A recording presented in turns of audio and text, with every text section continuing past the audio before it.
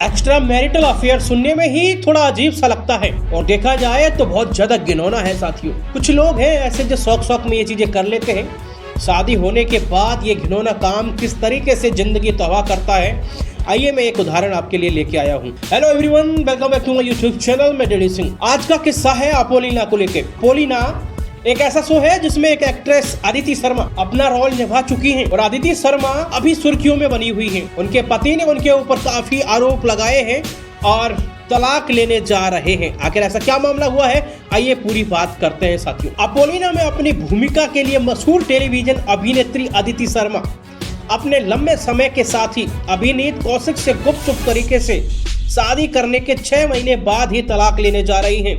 और ये बड़ा ही चर्चित विषय बन गया है कि शादी के 6 महीने बाद तलाक। चलिए 5 साल 4 साल अगर शादी को हो गए तो ठीक है, हम मान भी लेते हैं, लेकिन वो भी गलत है। लेकिन यहाँ आप देखिए 6 महीने में ही तलाक, ये क्या हो रहा है हमारे भारत देश को।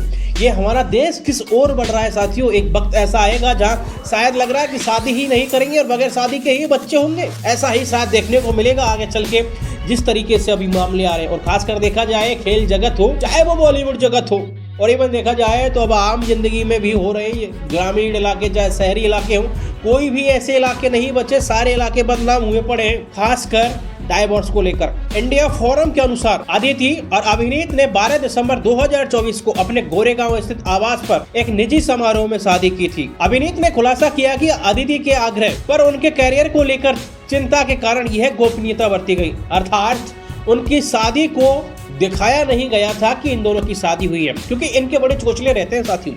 खासकर बॉलीवुड एक्ट्रेस ये समझ जाती है कि अगर यार शादी का पता चलेगा तो कहीं ना कहीं ऐसा ना हो कि हमारी पॉपुलैरिटी खत्म हो जाए। उन्होंने दावा किया कि वह पिछले 1.5 साल से मुझसे शादी करने के लिए कह रही थी, लेकिन मैं तैयार नहीं था। बहुत मनाने के बाद मैं मान गया। हालांकि उसने जोर देकर कहा कि किसी को पता नहीं चलना चाहिए, क्योंकि इंडस्ट्री में शादी एक वर्जित बात है। कथित तौर पर रिश्ते में खटास तब आई साथियों जब अभिनीत ने अदिति पर अपने अपोलिना को स्टार समर्थ के करीब आने का आरोप लगाया। और ये बड़ा ही गंभीर आरोप था साथियों। हालांकि हो सकता है जिस तरीके से अभिनीत ने कुछ ऐसा देखा होगा तभी इस तरीके का गंभीर आरोप लगाया था अपनी बीवी पे।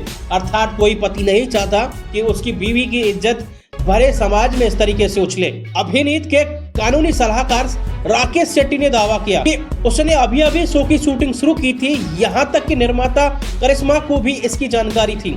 अभिनीत ने अदिति और सामर्थ को एक साथ देख लिया था, जिसके कारण दोनों के बीच झगड़ा हुआ। जैसे जैसे तनाव बढ़ता गया, पुलिस का हस्तक्षेप जरूरी हो गया और कई शिकायतें दर्ज की गई। अभिनीत और उनकी कानूनी टीम ने आरोप लगाया है कि अदिति के परिवार ने समझौते के लिए 25 लाख रुपए की मांग की है।